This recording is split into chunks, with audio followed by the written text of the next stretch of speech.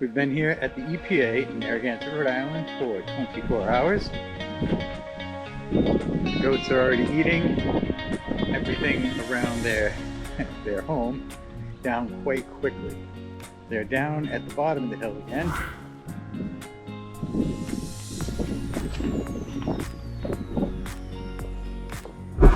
They've definitely made an impact in the last 24 hours, and they are enjoying themselves, especially Alice.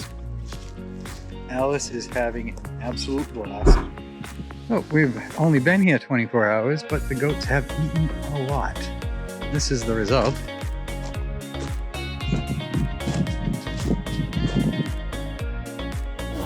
That was from yesterday, and they're back up here today.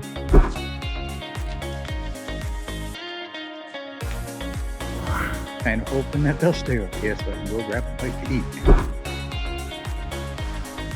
We're coming up on to our third full day, and it looks like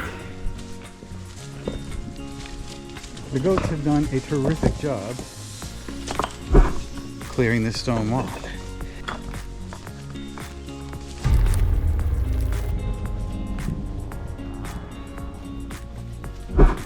Pretty incredible what they've done.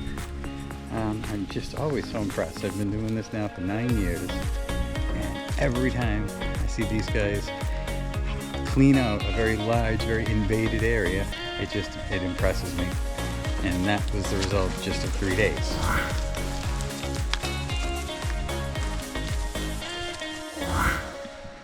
Well, let's talk about what's been going on not here.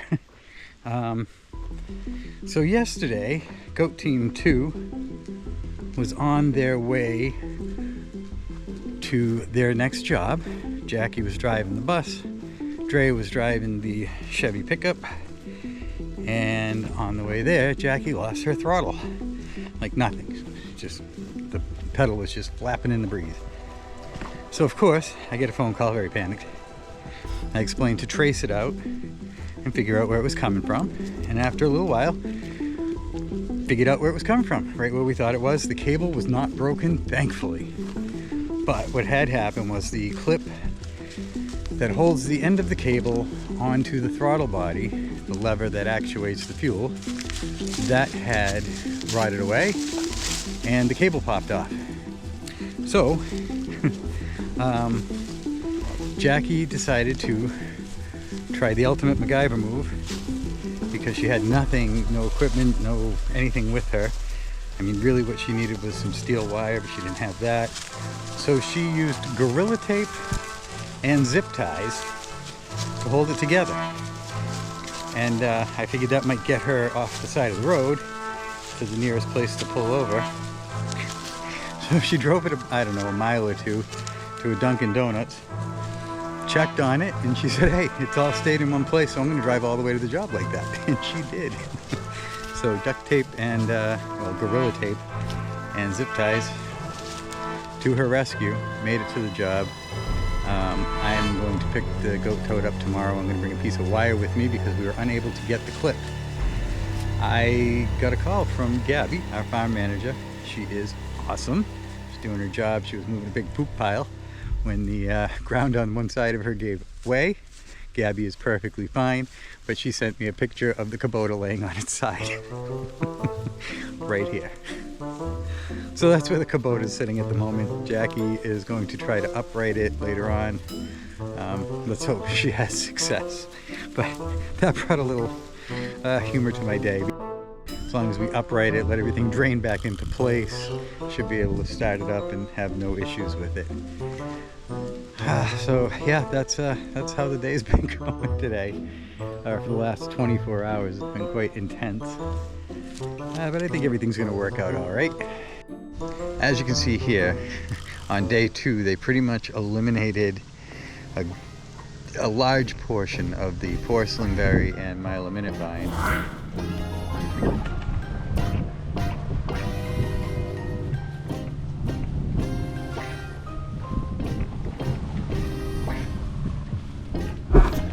Big improvement over what was here just 48 hours ago.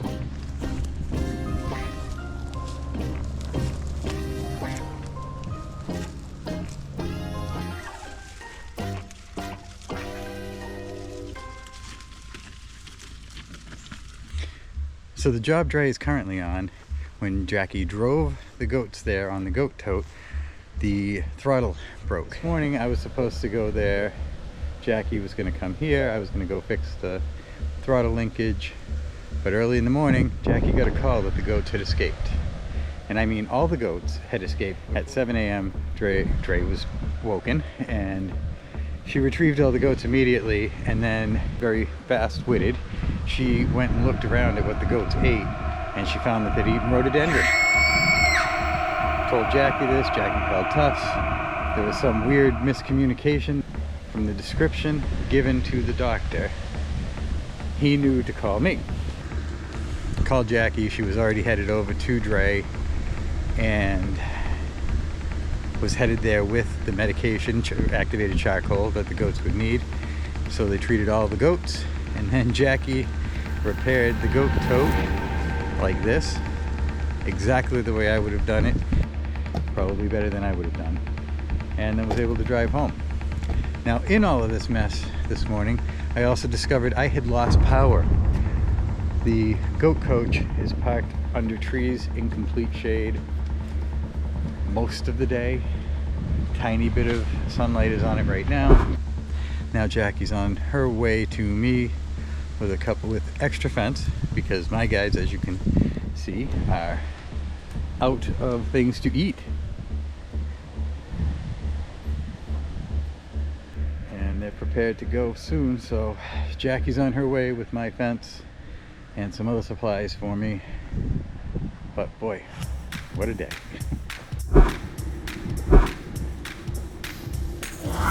What the goats are staring at is Jackie's truck and Jackie, and they can see her setting up the fence, which to them means it's time to go. It's time to get down there into the new fencing area and get to work.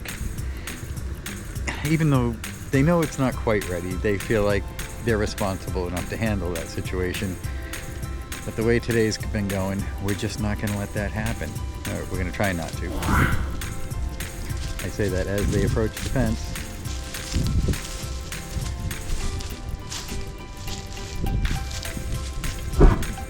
And they have a whole bunch of hay right now and minerals, but the hay placated them for a short period of time, and now they're ready to move on. And all I had to do was say, "Come on, goats," and they followed me.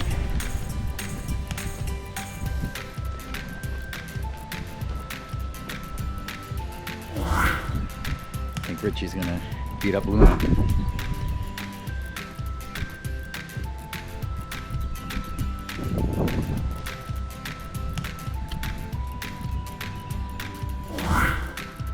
Boy, are they anticipating getting down there. Tina's yelling. What you yelling at, Tina?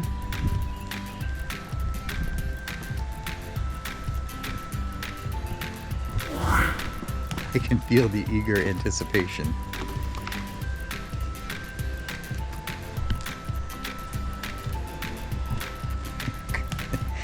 They're so smart, but they don't think ahead. When they see food, they only think in the moment, and they make no plan for the future. They go, you know, a few more minutes, we'll be all right. No, they don't think like that. They see new food, they want new food.